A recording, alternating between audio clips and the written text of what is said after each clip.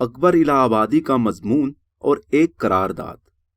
اکبر الہ آبادی کی شاعری میں بغاوت اور قدامت پسندی کے اجزاء کو الگ الگ کرنا ایسا ہی دشوار ہے جیسا ہماری تاریخ میں آزادی کی جد و جہد اور قدیم بندوبست کے احیاء میں فرق کرنا۔ 1857 کی جنگ قابض غیر ملکی حکمرانوں کے خلاف بغاوت تھی یا مقامی باشندوں کے لیے حق کے حکمرانی کا اصول؟ اگر ہندوستان کے ساحلوں پر اترنے والے گورے اجنبی تھے تو وسط ایشیا سے نازل ہونے والے سلطان، مغل اور ابدالی حکمرانوں کا وادی سندھ اور گنگا جمنی تہذیب سے کیا ناتا تھا؟ اگر سراج الدین بہادر شاہ ظفر دہلی میں مسلمان بادشاہت کا دفاع کر رہا تھا تو جھانسی سے اٹھنے والی لکشمی بائی اور اس کا مرہٹا جرنیل تانتیا ٹوپے کس کے لیے لڑ رہے تھے؟ تاریخ کے بہت سے سوالات کا جواب گزرتے ہوئے حالات میں تبدیل ہوتا رہتا ہے۔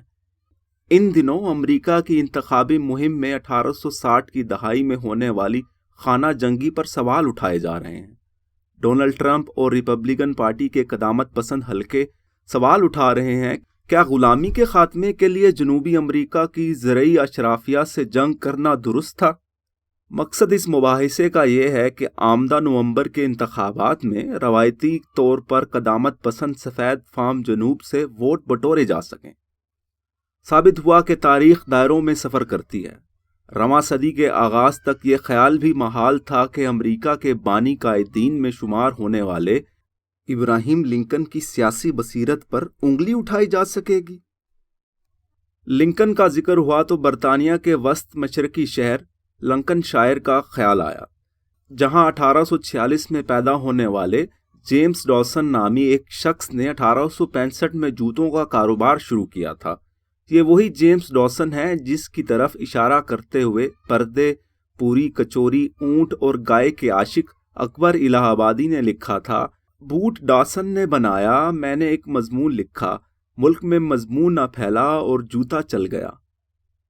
ان دنوں ہمارے ملک میں بھی ایک مضمون پر جوتا چل رہا ہے، جو ہفت روزہ اکانومسٹ کے حالیہ شمارے میں سابق وزیر اعظم عمران خان کے نام سے شائع ہوا ہے۔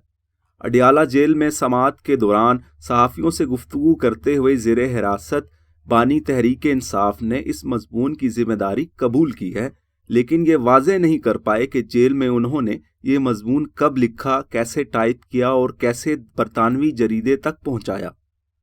ادھر 5 جنوری بروز جمعہ ایوان بالا کے 14 ارکان کی بھاری اکثریت نے آزاد رکن سینٹ دلاور خان کی پیش کردہ ایک قرارداد قواعد و ضوابط کو رونتے ہوئے منظور کی ہے، جس میں کہا گیا ہے کہ 8 فروری کو ہونے والے انتخابات شدید سردی اور امن و امان کی صورتحال کے پیش نظر مؤخر کر دیے جائیں۔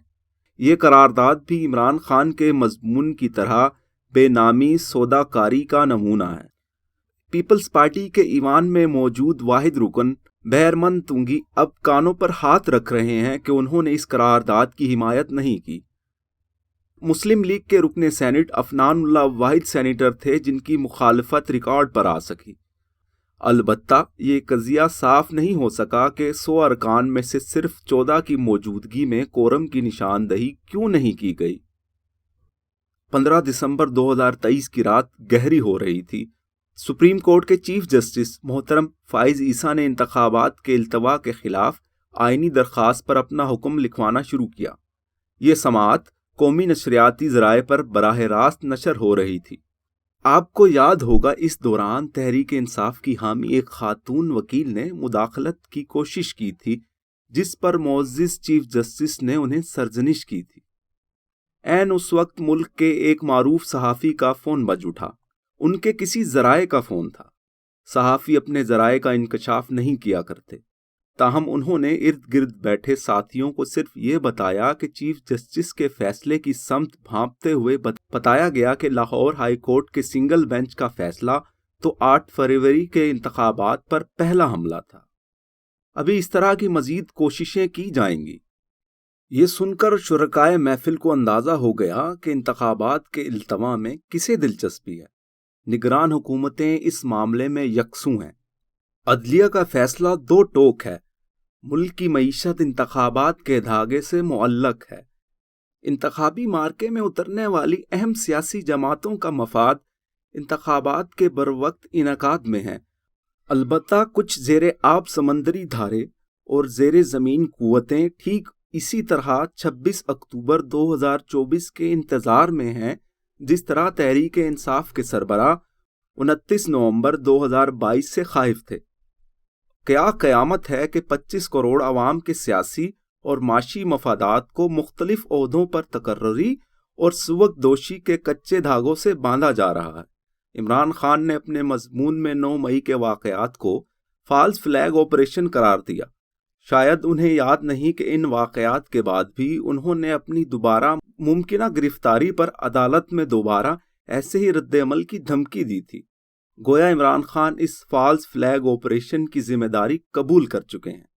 مذکورہ مضمون میں عمران خان نے الیکشن کمیشن کی توہین کے مقدمے کو محض تنقید کا رد عمل قرار دیا۔ وہ بھول رہے ہیں کہ انہوں نے چند روز قبل الیکشن کمیشن کے ارکان کو نام اور چہرے پہچاننے کا دعویٰ کرتے ہوئے آرٹیکل 6 کے طلاق کی دھمکی دی ہے۔ ایسی دھمکی محض تنقید نہیں ہوتی۔ ہمیں اپنی تاریخ مستحضر ہے۔ ہم نومبر 1968 میں فوج کے جج ایڈوکیٹ جنرل بریگیڈیئر قاضی کے کردار سے بھی واقف ہیں، اور نومبر 1971 میں دورہ چین کے دوران جنرل گل حسن اور ایئر مارشل رحیم کے گٹھ جوڑ کا فسانہ بھی ہمارے حافظے میں محفوظ ہے۔ پروجیکٹ عمران خان ناکام ہو چکا۔ ملک کو مضحکہ خیز سازشوں کی بجائے ایک شفاف انتخابی عمل کے ذریعے سیاسی اور معاشی طور پر آگے بڑھنے کا موقع ملنا چاہیے۔